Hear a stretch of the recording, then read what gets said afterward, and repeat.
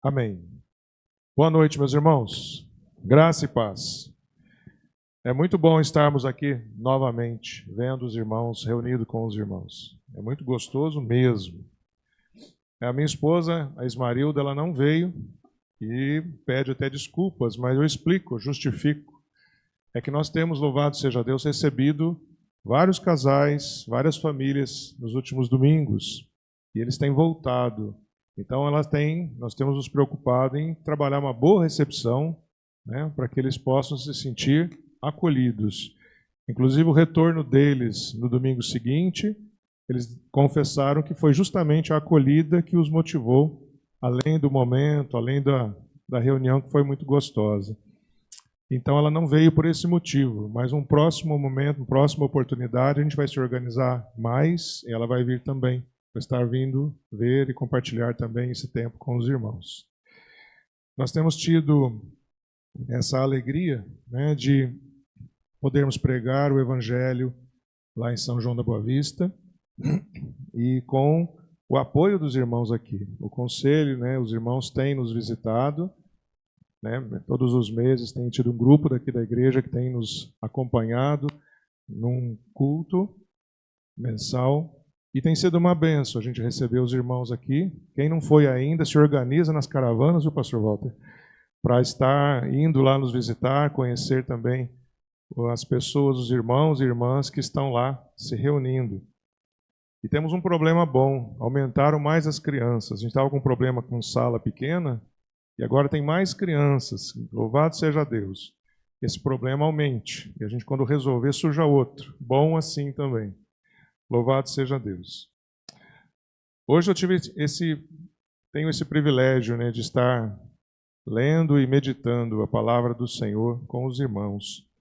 Nosso texto, nossa mensagem está baseada no texto do Evangelho segundo Mateus, capítulo 24, dos versos 3 ao 14. Peço que os irmãos abram suas Bíblias, para que nós possamos ler juntos esse texto da palavra do Senhor. Mateus, capítulo 24, versos 3 ao 14.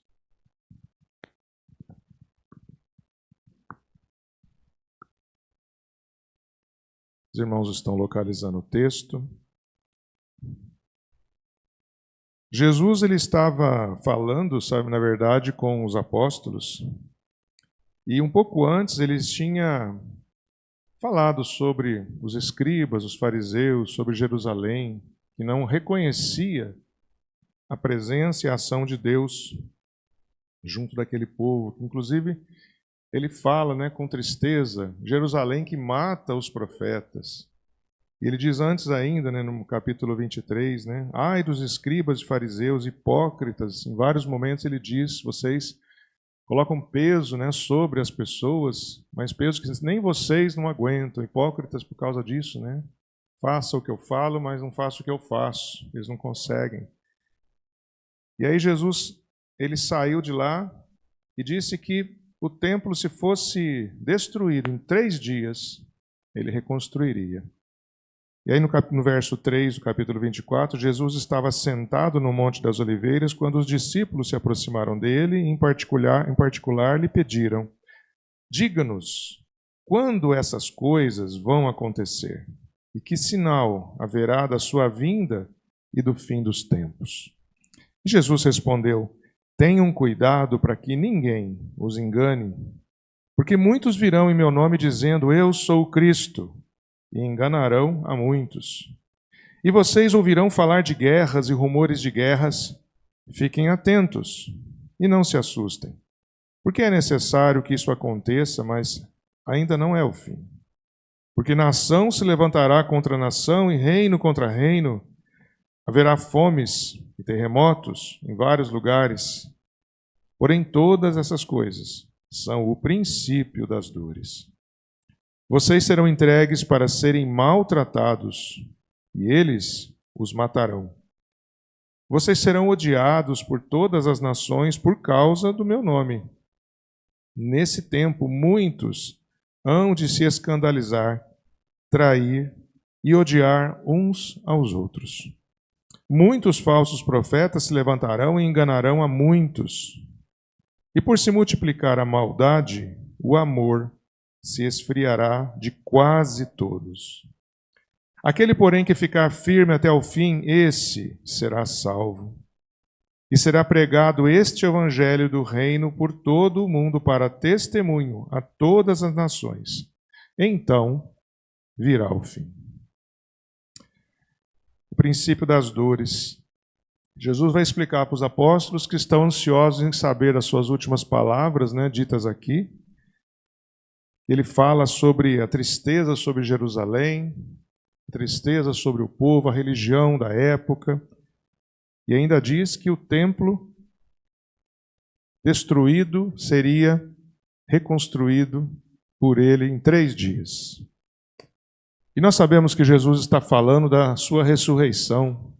Depois da sua crucificação, em 3 dias, ou contado o 3º dia, ele ressuscitou. E aconteceu, o templo, o verdadeiro templo de Deus, foi reconstruído em 3 dias pelo próprio Deus. Mas os apóstolos não imaginavam isso, não tinham ideia do que ele estava falando, a bem da verdade, naquele momento. Tudo ainda era para eles, muitas explicações que não explicavam. Eles iam acumulando palavras e pensamentos no coração, temores, e cada um imaginando a sua versão do que podia estar Jesus dizendo.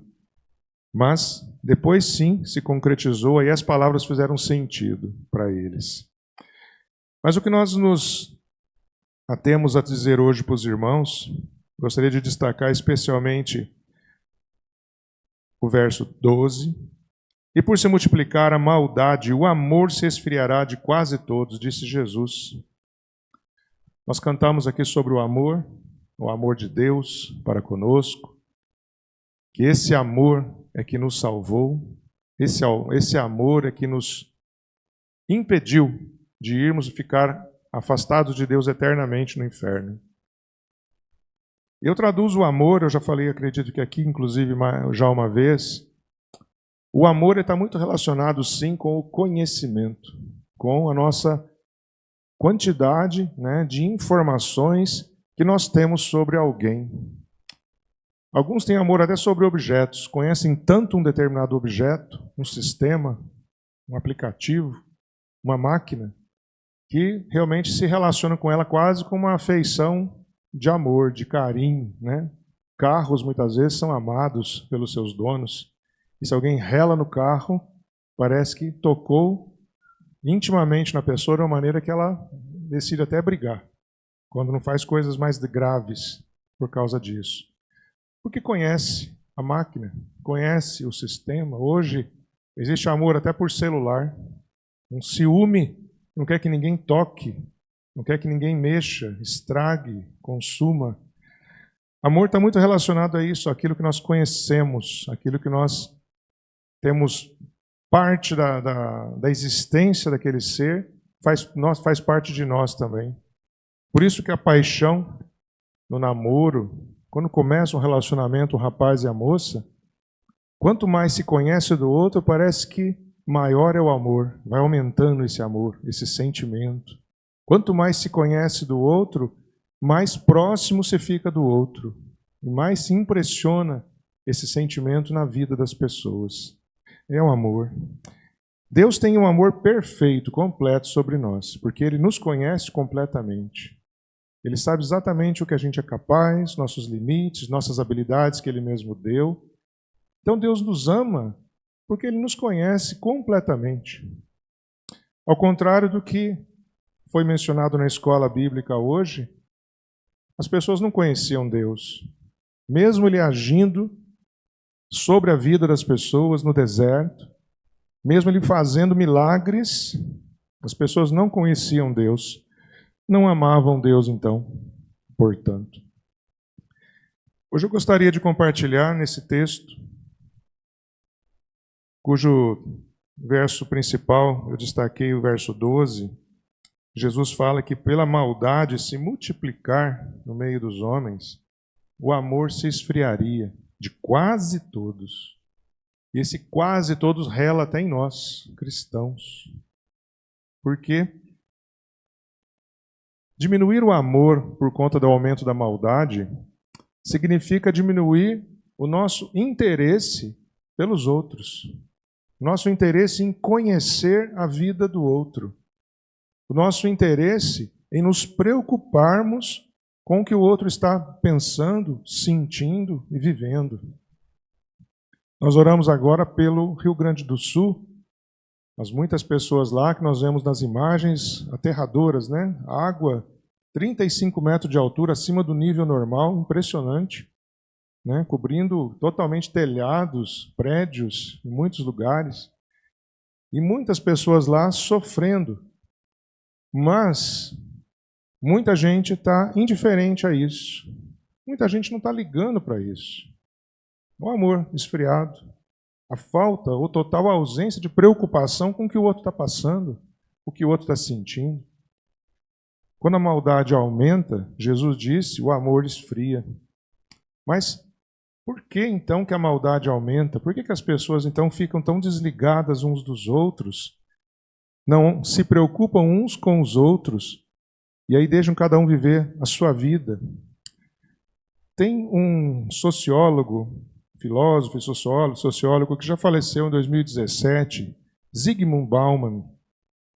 Ele foi um estudioso na área da sociologia e da filosofia, e ele é o responsável por alguns estudos que no mundo inteiro se comenta hoje até, né? Ele que foi o responsável de um trabalho interessante sobre a sociedade líquida, que ele publicou, parece que em 2005, 2006, 2000, na verdade, esse conteúdo. Mas fala sobre a globalização, que todo mundo já vive, né? Sabe que tudo acontece ao mesmo tempo e é sabido logo pela internet, né? Produtos que são vendidos de um país no outro. Então, a globalização é esse efeito de todo mundo participar de tudo ao mesmo tempo, em qualquer lugar. E ele fala algumas coisas que eu afirmo para os irmãos, seguramente, ele leu Mateus 24, do 3 ao 14, como nós aqui. O reverendo Hernandes Dias Lopes, uma vez em uma pregação, ele fala que pessoas inteligentes, mesmo ateus, leem a Bíblia, porque é impossível ignorar o conhecimento e a verdade que a Bíblia expõe. Ele nem está sendo religioso ou cristão nessas falas. Porque outras pessoas também que se declaram ateias, que não creem em Deus, falam que realmente a Bíblia é um livro muito importante de ser conhecido, não pode deixar de ser lido. Olha só, até ateus reconhecendo isso. Pessoas de muita significação, né, no nosso meio atual. E Zygmunt Bauman, um homem muito inteligente, quando ele fala sobre a sociedade líquida, no seu livro no ano 2000 em diante, começam vários títulos serem propagados nessa linha, ele fala de uma mudança que ele constata na sociedade. O trabalho do sociólogo normalmente é isso, né? Ele constata o que acontece numa realidade, num determinado espaço da sociedade. E ele constata o seguinte, que a sociedade vai deixando de ter relações sólidas, deixando de ter relacionamentos sólidos e passa a ter relacionamentos líquidos, que se desfazem facilmente, que não tem mais a solidez como outrora, como em outras épocas era reconhecido. Valores que antes era comum na sociedade, aos poucos a própria sociedade vai se esquecendo deles. Ele fala sobre a multiplicação da iniquidade, da maldade ou da transgressão propriamente da lei de Deus. Zygmunt Bauman, ele fala assim, a sociedade ela muda a sua maneira de se tratar, os seus componentes, seus indivíduos. As relações que antes eram relações seguras, eram relações em que as pessoas se mostravam, se colocavam responsáveis e assumir compromissos, passam a ser relações voláteis, efêmeras, ou seja, sem firmeza. E ele fala que as pessoas começam a ignorar os valores de Deus. O pecado é desobedecer a Deus, é não fazer a vontade de Deus. Isso é pecado. Para nós cristãos, isso é pecado, né? E ele constata isso, que na sociedade líquida, os valores que a Bíblia traz que mostram a vontade de Deus, a sociedade faz questão de dizer: eu não acredito nisso, eu não faço isso, eu não me submeto a isso. A sociedade líquida ela tem um chavão que a gente tem ouvido muito hoje em dia, né? Meu corpo, minhas regras. Ou minha casa, né? Minha lei. Então a sociedade líquida ela diz assim: eu vivo a minha vida do jeito que eu quiser. Ninguém manda em mim. Ninguém manda em mim, inclui Deus também. E a gente sabe que Deus fala também, especialmente pela sua palavra, pela Bíblia. Então a sociedade líquida, ela ignora e muitas vezes refuta exatamente o que a Bíblia diz, os ensinamentos de Deus para a nossa vida. Porque ela afirma que cada indivíduo, ele tem o direito, a liberdade de viver como quiser, independente do que os outros pensam ou falem. Então ela traz, inclusive, essa transgressão na palavra de Deus, na vontade de Deus, os valores que Deus dá para a nossa vida, que são valores que nós reconhecemos que são essenciais para a gente poder viver de uma maneira reta, de uma maneira saudável, de uma maneira feliz.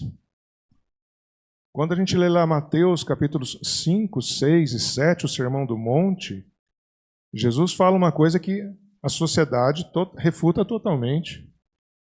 Ele fala para a gente ter paz, buscar paz, ser pacificador dentro das bem-aventuranças. Ele fala coisas assim que isso traz felicidade, traz preenchimento na nossa vida, né? Buscar a paz, a justiça, chorar com os que choram. Ele fala para a gente ter empatia com as pessoas. Jesus quer que a gente sinta a vida do outro e faça ela se tornar melhor, porque nós estamos presentes. A sociedade líquida, ou seja, essa sociedade que é a que nós estamos vivendo hoje, ela diz: não se importe com o outro. Rio Grande do Sul é o problema do governo. Não importa se tem parente lá ou não. Importa que eu aqui estou bem. Eu não preciso de ajuda. E eu me garanto. Essa é a fala da sociedade líquida, dos membros da sociedade líquida. A Bíblia fala que nós precisamos, sim, cuidar disso. Refutar essa fala, esse ensino da sociedade atual. Enquanto ela fala cada um por si, Jesus ensina: cuidai do próximo, como a ti mesmo. Um mandamento tão importante quanto adorar a Deus sobre todas as coisas. Quando Jesus foi interpelado, qual o maior mandamento? Ele fala que amar a Deus sobre todas as coisas e também amar o próximo como a ti mesmo. Você cuidar de você e cuidar do outro também e fazer isso para a glória de Deus. O Bauman fala mais uma coisa, que a sociedade líquida, lá nos anos 2000 que ele começou a fazer esse estudo e publicou, ele diz assim que a sociedade líquida prevalece mais, ou unicamente, o individualismo. É o que nós estamos afirmando aqui. A pessoa tem, as regras são dela. Ela não quer saber as consequências do que os outros pensam, dos porquês. E ela também baseia sua satisfação no consumo, em ter as coisas que ela quer ter, ou fazer as coisas que ela quer fazer. Então, a importância que a sociedade que nós estamos vivendo no meio de hoje, é uma sociedade consumista e individualista. É uma sociedade em que as pessoas têm mesmo buscado se satisfazer, independente do que isso pese em relação aos outros, independente dos outros da casa, independente do cônjuge, independente da família, dos amigos, o que os outros pensam. Eu aqui quero ser feliz, eu tenho direito de ser feliz, eu mereço ser feliz, independente do que os outros pensem, independente do custo que isso leve. E o consumismo que nós estamos vivendo hoje, alguém aqui deve ter experimentado fazer compra no Mercado Livre, né? Shopee, alguma coisa assim. Chega, às vezes, no mesmo dia, eu já tive a experiência de comprar para a Marilda 2 bolsas, ela queria. Nós pedimos no sábado de manhã, chegou no sábado de tarde, 5 horas da tarde, no mesmo dia. Foi quase mais rápido que eu ir numa loja lá em São João, comprar e trazer. Então, nós estamos vivenciando, experimentando esse consumismo, né? E tomara que de maneira controlada. Mas há pessoas que já não têm mais regra sobre isso. Deu vontade, compra. Fica sem o arroz, mas já comprou o fone novo. E pronto, satisfação imediata. A Bíblia fala que o amor se esfria quando o foco individualista e materialista prevalece. O meu interesse, a minha preocupação pelo outro diminui quando eu só penso em mim. Quando eu não penso mais no que acontece em volta de mim. Quando eu penso que não há nenhum problema em a gente buscar fazer coisas que nos agradam. Não há problema nisso. Isso, na verdade, é natural. O problema para nós cristãos é a gente fazer isso e de ignorar o que acontece em volta da gente. É gastar o dinheiro de maneira irresponsável, muitas vezes, né? É atender a atingir um objetivo pessoal, independente do prejuízo que pode acontecer para os outros, pela demora de fazer alguma coisa para os outros. Escolher sozinho alguma coisa, não compartilhar mais as decisões. Isso é individualismo, isso é consumismo. A Bíblia ela fala que, Apocalipse capítulo 2, verso 4, quando João fala sobre as igrejas, né, as cartas mandadas para as igrejas, a igreja de Éfeso, é destacado isso, né, que tenho contra ti que abandonaste o primeiro amor. Abandonaste aquela preocupação que a igreja tinha no começo, de um se preocupar com o outro, de vender as coisas, compartilhar nas necessidades, de ir um na casa do outro, orando, comendo, fazendo as coisas junto. Fala que eles estão indo na igreja, fala que eles estão dando dízimo, mas esqueceram de importar uns com os outros, esqueceram o primeiro amor, que é o que ligava eles a Deus diretamente. Viver em comunhão, juntos, em sociedade, trazia a simpatia do povo, lá em Atos 2, 42, 47. Trazia a simpatia do povo ver esse jeito diferente de viver. A regra hoje é não fazer mais nada junto. Meus irmãos, parece que tem diminuído, eu tenho sentido isso, tem diminuído a vontade das pessoas ir na casa dos outros. Tomara que isso não aconteça aqui. Tomara que as reuniões nas casas continuem fortes aqui. Mas parece que tem diminuído essa questão da pessoa. Ah, não, eu tenho que sair da minha casa e ir na casa de outra pessoa. Ah, vai mudar a minha rotina. Vai atrapalhar isso, aquilo. E essa vontade de estar na casa do outro, ou essa disposição de estar na casa do outro, isso parece que tem trazido um esfriamento mesmo, um desinteresse mesmo pela vida do outro. A cortesia, a hospitalidade, coisas tão boas. E olha, os mineiros, não deixem de ser hospitaleiros. É uma marca nossa aqui. E olha que eu nem sou mineiro de nascença, mas eu sou mineiro de coração. Mais de 34 anos em Minas Gerais. A nossa marca é a hospitalidade, é receber as pessoas em casa. É gostar de oferecer um café, uma bolacha. Fazer questão que a pessoa coma até entupir, se for o caso, para ela sair satisfeita, para não sair falando que não foi oferecido a coisa. Mas isso não é em todo lugar, gente. Isso, de certa forma, posso dizer que é um privilégio nosso mineiro. Que tem lugar que não é assim, não. E parece, eu sinto, que as pessoas têm tido menos ainda essa disposição de receber as pessoas em casa, de ir na casa do outro. Às vezes é tipo assim, né? Eu vou me casar, nem vou ter quarto de visita, para evitar o risco de alguém querer visitar e dormir na casa. Eu já ouvi esse tipo de coisa. Não é de mineiro.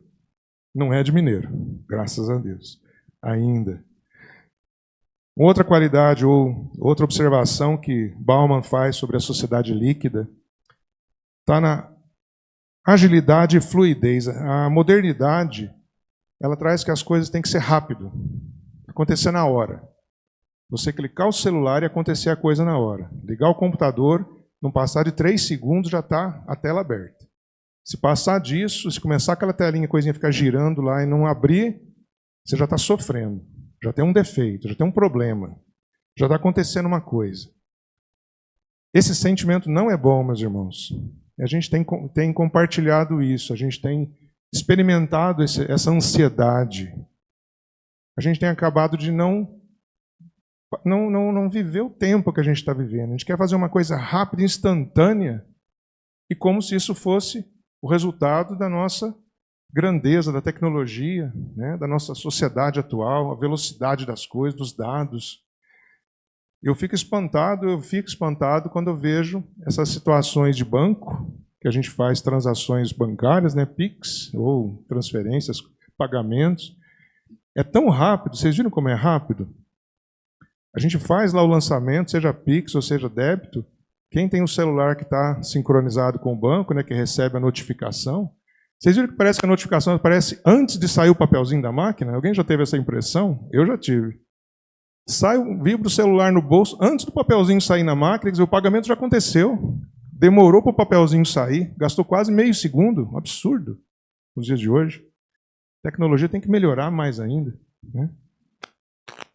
A sociedade, essa modernidade que nós estamos vivenciando, ela está dizendo assim, né, que o processo, ele não tem importância. O importante é o resultado. E às vezes a gente desperdiça, né, a oportunidade de apreciar o mundo, a vida que está em nossa volta. A gente quer uma viagem rápida. Aí, quanto mais rápido for, menos a gente vê de paisagem. Quanto mais rápido é, menos a gente conversa com quem está junto. Quanto mais rápido as coisas acontecem, menos a gente experimenta da própria vida. A gente não consegue sentir a vida. E não percebe as pessoas em volta da gente também. Essa relação é tão rápida, não dá tempo de travar uma conversa. A gente não se dá o tempo de olhar para as pessoas e ver como as pessoas estão em nossa volta. É rápido mesmo, né? Se eu vou começar uma conversa, não vai dar tempo. Então nem começo. Nem cumprimento, o que é pior, né? Já fico mais sem educação, né, com os outros. Como os outros estão assim também, parece que está tudo normal. Sociedade fluida, ou essa sociedade líquida, que Bauman relata, fala isso. Não tem solidez os relacionamentos. As pessoas não se importam em relacionar com os outros. O importante é o resultado que se espera, a rapidez com que se atinge o resultado, né? Os ganhos economicamente, se demorar muito para juntar dinheiro, né? Nossa, isso é um prejuízo imenso e tal. Tem que ser mais rápido. Os imóveis estão sendo substituídos por aplicações bancárias. Rendem mais do que o aluguel em muitas situações. Às vezes a manutenção, quem trabalha ou mexe com isso tem noção disso. Está acontecendo essa migração, né? Os bancos, né, tem sido uma realidade, os bancos financeiros, eles não estão se importando mais em ser donos do imóvel, porque a locação tem sido mais econômica, tem sido melhor financeiramente. O dinheiro do imóvel que eles tinham, se eles mesmos investirem o dinheiro, eles fazem muito mais dinheiro. Rapidez, tudo é rápido. Mas essa rapidez, meus irmãos, ela é ruim quando faz a gente se afastar das pessoas, ignorar as pessoas, o tempo das pessoas. Na fila de banco, uma fila qualquer que a gente vai, tem as prioridades, né? Os idosos, as pessoas com necessidades especiais, as gestantes. E cada vez fica mais incômodo.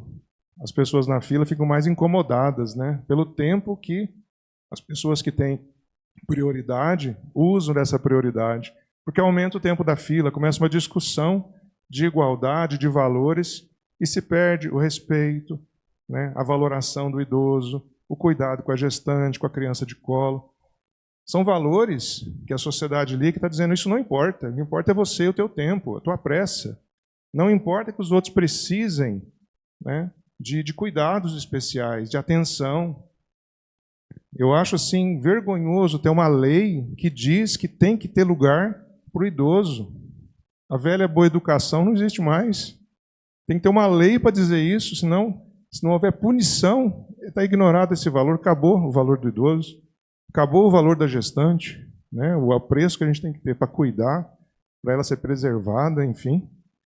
Hoje eu estava na fila do supermercado comprar mistura e tinha uma senhora atrás de mim com uma criança. E ainda bem, não deu tempo de pensar em passar ela na frente. Um rapaz lá na frente chamou ela, vem você. Olhando na minha direção, ela estava atrás de mim. Eu pensei, mas ele devia estar chamando ela, né? E era mesmo, né? Aí ela viu, ela foi. Ela não era eu, era a mulher. Falei, que bom, a pessoa lá... E o rapaz, ele é venezuelano, o açougueiro que estava atendendo lá no supermercado. Achei muito legal isso, né? Ele viu ela na fila, né? Eu faria ela passar na frente, sim, a meu lugar pelo menos, mas não precisou. Ele chamou ela, assim, ela veio. Olha que coisa boa, né? Ele atendeu por conta, ninguém reclamou, ninguém falou nada, mas pode ter achado ruim, porque demorou. A Bíblia ela fala que quando as relações entre nós ficam em segundo plano para que outras coisas sejam alcançadas, o amor se esfria. A gente tem um desinteresse, né, pelo outro, quando o que nós fazemos tem que ser feito independente do que aconteça com a vida dos outros. Se eu pudesse adiantar da minha vida, ótimo. Mas isso é péssimo, né, para a preservação do amor entre as pessoas. Um último ponto que ele também coloca sobre a sociedade líquida: as instituições também se tornam líquidas, desvalorizadas. As instituições começam na família. A família perde o valor. Por quê? Já que o indivíduo é o que importa, ele ter pessoas em volta dele, ele tem que pensar assim, é o que a sociedade ensina. Vale o que você pensa. Não se importa com o que teus pais falem. Não se importa com o que teu marido fale. Não se importa com o que teus irmãos falem, teus avós. Importa que vale o que você sente, é o que você pensa. A roupa, você tem que sentir bem nela. Não importa o que os outros falem para você, né? Os gastos que você tem, o tempo, como você arruma o teu quarto, né? Isso é coisa sua. Individualismo. Recentemente, uma pessoa conhecida me fala assim, né, que ela tinha que tomar cuidado. Ela queria saber o que o filho está olhando no celular, mas para respeitar a privacidade dele, ela estava esperando um momento em que ele achasse conveniente deixar ela ver o celular. Eu espero que todos reprovem essa fala que eu tenha dito aqui dessa pessoa, mas eu ouvi. Tem gente que acha mesmo que esse lance de privacidade tem alguma coisa a ver com a educação dos filhos, que seja acima, esteja além do processo pedagógico do pai e da mãe de educar os seus filhos. Privacidade existe, sim, quando ele tiver a casa dele, total. Aí vai ter a casa dele com chave, tranca. Está morando no mesmo teto? Não existe isso, não. Né? Mas a sociedade líquida diz, sim, para ensinar desde a criança ter a privacidade dela. Isso quebra a família. Isso quebra as relações familiares. Faz desacreditar que existe alguma coisa além do individualismo. E existe.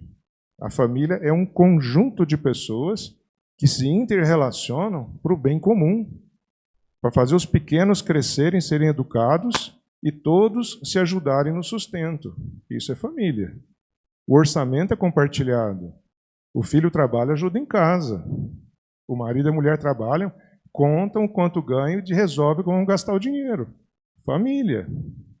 Os pais dão pitaco na vida dos filhos, sim. São dependentes, estão morando na casa. Dependentes com 30, 35, 40 anos de idade. Estão morando na casa, são dependentes. Dependem, sim. Tem que respeitar, tem que valorar. E não é o que a sociedade líquida ensina.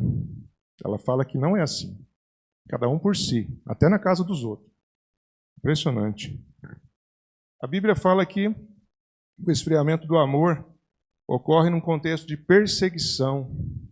Quando você fala que você acredita numa coisa que é certa, e alguém vem dizer para você, não, o teu certo é para você, para mim não. Falam isso para os nossos de casa, da família. As empresas têm tido tanta dificuldade de ter gente que assume o período de experiência e vai até o final, porque as pessoas não querem se submeter a ordens. Está muito difícil contratar pessoas que têm essa disposição de, antes de trabalhar, ouvir a lista de atividades, de compromissos que estão sendo esperados por empregado. Ele fala no começo, tá, eu vou ver. Passa alguns dias, ele não espera vencer a experiência. Fala, não gostei, muito chato. Muita ordem, muita EPI para colocar, né, muita regra, horário, picar cartão. Agora tem cartão digital, né, por celular, por WhatsApp. Que legal. Né? Não precisa ir lá pegar um cartão de ponto, um papel, baixar uma alavanca, carimbar o horário, o dia no cartãozinho. Tecnologia, rapidez. Mas a pessoa não quer submeter a ordem. Meus irmãos, imagina se cada um chegar a um ponto e falar, eu dirijo como eu quero, e começar a andar na contramão, em alta velocidade, dentro da cidade. É o que a sociedade líquida sugere para as pessoas. Cada um faça o que quiser. As consequências vê depois.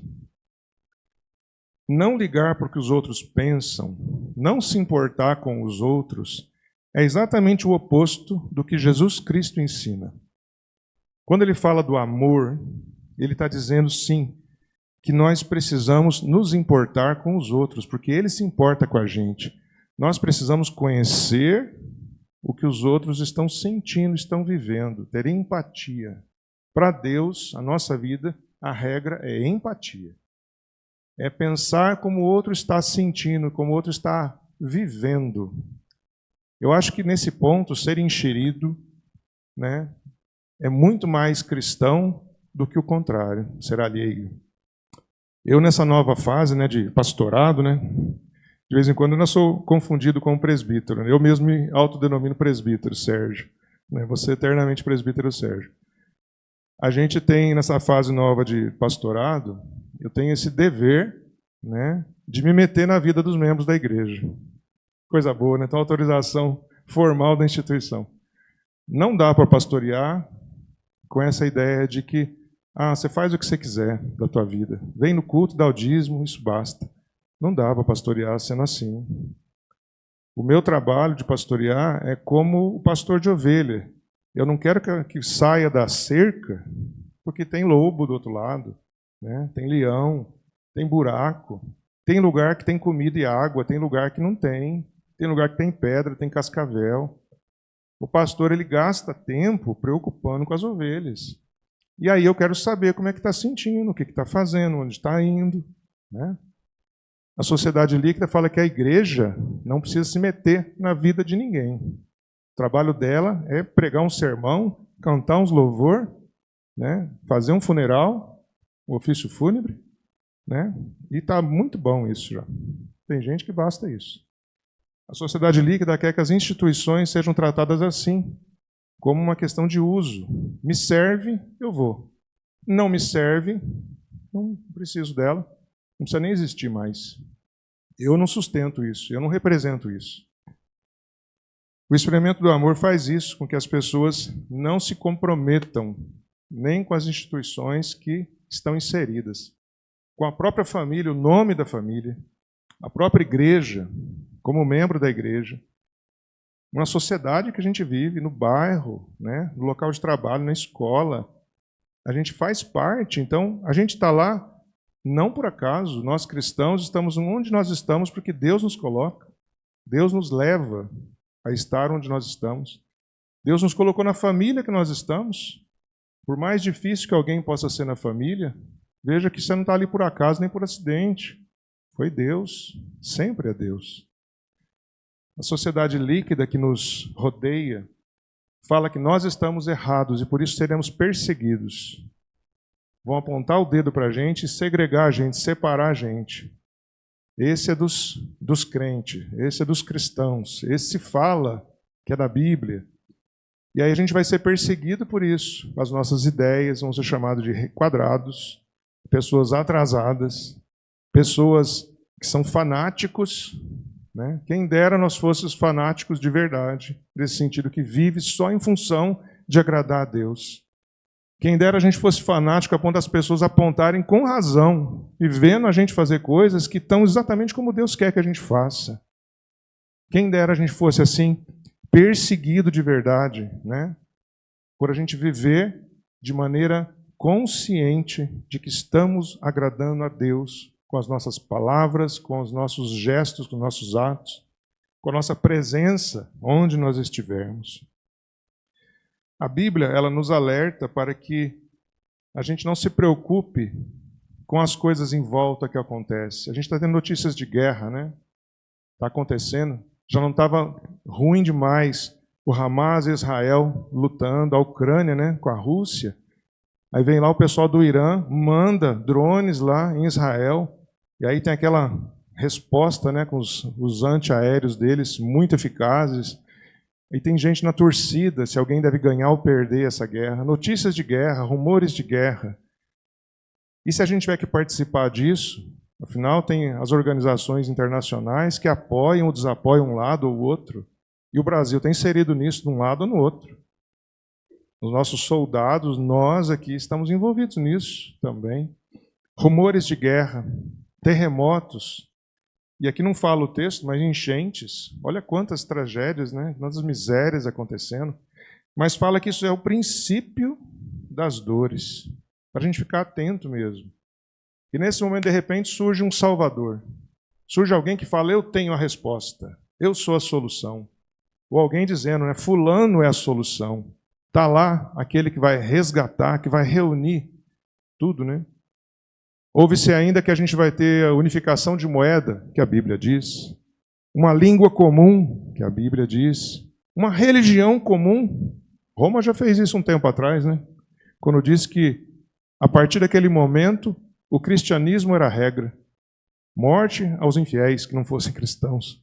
Né? Já aconteceu isso uma vez, acontece de novo, de repente surge de novo alguém dizendo que existe uma religião, um jeito de cultuar a Deus padrão, que é o jeito certo. Está na Bíblia, dizendo que isso vai acontecer. Mas a nossa relação com tudo isso, meus irmãos, é a vontade de Deus ser cumprida em nossa vida. É a gente não perder a essência do amor de Deus em nossa vida, em todos os momentos. Deus nos conhece, por isso Ele nos ama. Deus quer que nós amemos as pessoas, nós temos que conhecer as pessoas. E para conhecer as pessoas, a gente tem que se relacionar com elas. O que prioritariamente a sociedade líquida está dizendo para você não fazer. Não se relaciona com os outros. Mantém você na sua. Não se mete na vida dos outros. Não se intrometa nisso ou naquilo. É exatamente o erro. É exatamente o caminho que a sociedade do individualismo está nos levando. A ficarmos isolados uns dos outros. A perdermos a comunhão. A perdermos essa disposição de amar um ao outro, de cuidar um do outro, de visitar um ao outro, de vender as nossas propriedades numa necessidade porque tem alguém precisando. Essa relação mesmo de amor está se esfriando. As pessoas estão deixando de sentir isso, essa vontade de ajudar. E estão sendo motivadas por todas as formas possíveis, né? De mídia especialmente. Você vê notícias assim, terríveis, que vão te dando medo. Você tem medo de se meter na vida das pessoas, que pode virar um processo. Você falar alguma coisa, e os valores que você defende ou não defende valores? Tem valores, valores de Deus. Jesus fala que é triste, né, o que acontece com aquele que negar o seu nome. E negar Jesus Cristo não é só falar, eu acredito em Jesus Cristo. Eu acredito no amor, eu acredito na verdade, eu acredito na justiça. Isso é negar Jesus Cristo, é negar essas coisas também. É não fazer a vontade de Deus, e isso é negar Jesus Cristo. E ai desse que negar Jesus Cristo. Que nós sejamos esse grupo disposto a sentir o amor como um objeto sólido, não líquido. O amor, lá a gente tem aos Coríntios, né, aquele belo poema de Paulo falando o que o amor é, o que o amor faz, o que ele suporta, né? Ele só é assim porque é divino, vem de Deus. Tudo que está escrito lá, se você for ler pela sociedade presente que nós vivemos, ela se opõe a tudo aquilo. Lá o amor seria intolerante, seria invejoso, seria tudo de mal. Esse é o amor que a sociedade está pregando nos dias de hoje. E pode ver que é comum isso. A Bíblia sempre é o oposto, né, do que está na sociedade. Meus irmãos, nós estamos, sim, vivendo o princípio das dores. Em 1945, o mundo também entendeu que estava vivendo o princípio das dores, a Segunda Guerra Mundial. Não havia só rumores de guerra, havia guerra em que muitos países participaram. Muita gente morreu naquela época. A gente viveu períodos de terremotos aqui em alguns países também, que foram catástrofes, né? Tragédias. E são o princípio das dores. A gente não sabe o tempo qual vai ser, quanto tempo nós temos nessa terra, até que tudo termine para o plano de Deus e, como ele diz aqui no verso 14, então vem o fim. A questão é que até lá, nós somos o grupo da resistência que não vai deixar o amor esfriar. Amém? O amor não vai esfriar na nossa vida, porque nós cremos que Jesus Cristo deseja de nós o nosso genuíno, verdadeiro interesse pelo bem-estar do próximo. Ele fala que a gente quer amar o próximo como a nós mesmos, e isso importa tanto quanto amar a Deus. Nós, cristãos, filhos de Deus, amamos a Deus, portanto, amamos o nosso próximo. E quem que é o nosso próximo? Do samaritano, da pessoa que o samaritano cuidou, o próximo era um inimigo, era um judeu. O próximo nosso, no mínimo, são os parentes, são os amigos, mas são as pessoas em nossa volta, até aqueles que espizinham com a gente, aqueles que atrapalham um pouco o nosso dia, tiram a paz do nosso dia, mas são o nosso próximo. Deus quer que a gente ame eles, para que a gente faça com que o amor de Deus que está em nós alcance essa pessoa, para que ela também seja transformada e seja melhorada. O amor, meus irmãos, ele é presente, ele é real, ele é sólido, ele é firme, ele transforma a vida das pessoas, ele é a vontade de, a expressão de Deus em nossa vida é o amor, é o conhecimento que ele tem de você em cada momento da tua vida, é o amor de Deus se expressando. Ele sabe o que você sente, ele ama você. Você ama o outro sabendo o que o outro sente. Aí você tem que conhecer o outro. Você não pode se fechar como a sociedade atual que nós vivemos prega, o individualismo. Essa questão das coisas serem rápidas, não dá tempo. Tem que dar tempo da gente importar com as pessoas. Às vezes a gente não olha o rosto das pessoas e isso é triste. Porque o nosso olhar mostra muito como está o nosso ser, nosso dia.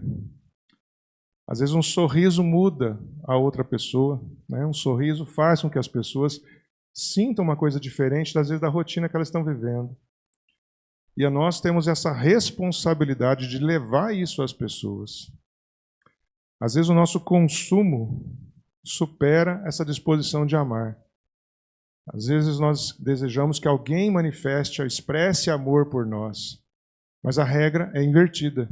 Nós precisamos expressar amor por o outro. Pode ser que a consequência seja até, um retorno. Mas isso independe. Jesus expressou amor às pessoas, amor verdadeiro, genuíno, divino, e as pessoas crucificaram Jesus. Imagina? Então não espere muito mais da sociedade que você vive em retribuição ao bem que você faz. Mas espere agradar a Deus com todo o bem que você quer mostrar de Deus para as pessoas. Espere sim que Deus se agrade. Espere que Deus fique feliz, fique contente, se sinta adorado de verdade pela tua disposição, de prestar atenção no outro, de olhar o outro, de preocupar com o outro, de fazer isso. Pastoreia, apacenta as ovelhas. Quando, lá em João capítulo 21, 17, Jesus está falando com Pedro, e ele fala 3 vezes para Pedro: Pedro, tu me amas? Pedro responde: sim, Senhor, eu te amo. As 3 vezes ele fala que sim. Na terceira, inclusive, ele fica até meio chateado, Puxa vida, Já falei 2 vezes, 3 vezes. O que está faltando? Mas Jesus fala, se tu me amas, já que você me ama, apacenta as minhas ovelhas. Cuida das minhas ovelhas. Cuida das pessoas em sua volta. Você mostra amor a Deus fazendo a vontade dele. Deus, ele quer ver você fazendo a vontade dele. Que jeito? Amando, cuidando das pessoas, importando com as pessoas. Às vezes você já pensou, como eu já tive a oportunidade de ter esse pensamento também, agora não importo com mais ninguém. Depois de tudo que aconteceu na minha vida, agora eu vou viver a minha vida, eu e minha família. Se você já teve esse pensamento, dá tempo de você se arrepender, dá tempo de você tentar repensar isso, porque vale a pena, sim, você mostrar o amor de Deus para as pessoas, não guardar mágoa, não guardar rancor. As pessoas em volta da gente são que nem a gente, pecador, falho, tem esse mesmo pensamento que a gente também, então não é tão melhor ou tão pior, Mas o que nós temos de muito melhor, que muita gente não tem, é um amor que vem do céu na nossa vida, que nos permite ter esse momento de reflexão, esse momento de pensamento. Mesmo que todo mundo não acredite no amor, mesmo que as pessoas não acreditem no perdão, eu acredito, eu e a minha casa, né? Nós vamos servir ao Senhor, como falou Josué lá para o povo, né? Sirvam quem vocês quiserem, mas eu não vou abrir mão de servir a Deus como Ele quer, como Ele agrada. E Ele quer que a gente apacente, a gente cuide das pessoas em nossa volta. O amor é sólido, o amor existe, ainda existe. Você é uma prova disso. O que você sabe de Jesus é uma prova disso. Você só tem que compartilhar isso com as pessoas, divulgar isso para as pessoas, transmitir isso para as pessoas. E funciona, viu? Faça uma experiência e quando tiver oportunidade, dê um testemunho do que aconteceu quando você fez isso. O teu testemunho transforma também as pessoas, fortalece as pessoas. O amor, ele se multiplica. Por ele ser sólido, ele se multiplica. Mais do que a maldade faz no nosso meio. A maldade faz o amor esfriar. O nosso amor, o amor de Deus em nós temos um compromisso de não deixar ele esfriar. E, pelo contrário, fazer ele crescer. Quando todas as pessoas souberem disso, está lá no verso 13, 14, quando todo mundo souber disso, aí vai terminar o tempo. Aí o fim virá. Então vamos trabalhar para que isso aconteça, como Deus quer. Vamos nos aproximar do fim, mas do jeito que Deus quer. E sabendo que estamos no lado certo da briga, né? Sabendo que estamos fazendo a vontade de Deus. Deus abençoe a tua vida, em nome de Jesus. Feche teus olhos, quero orar com você. Amado Deus, Senhor nosso, como é bom, ó Deus, nós estarmos lendo, vendo a tua vontade ser manifesta na nossa vida. E sabendo, ó Pai, que diante de tanta tribulação, diante, ó Pai, de tantas aflições que esse mundo, ó Pai, que jaz no maligno, ele vem lançar, ó Pai, na nossa mente, no nosso coração, tentativas de nos afastar do Senhor e da tua vontade. Mas o Senhor, Deus, que nos resgatou, o teu amor, ó Pai, ele é completo, ele é tudo o que nós precisamos. Senhor, viva em nós, que o teu amor em nós seja uma fonte de água, como o teu filho Jesus nos falou que seria. Ela vai jorrar de nós e vai encontrar outras pessoas, inundar a vida de outras pessoas. Usa de nós, ó Pai, como vasos de bênção para todas as pessoas em nossa volta. Nos limpa, ó Pai, de todos os males que possam na nossa mente e no nosso coração estarem, ó Pai, existindo como barreira para que a tua vontade seja feita. Que o teu amor, ó Pai, prevaleça em nossa vida. É a nossa oração, é o nosso clamor, em nome de Jesus. Amém.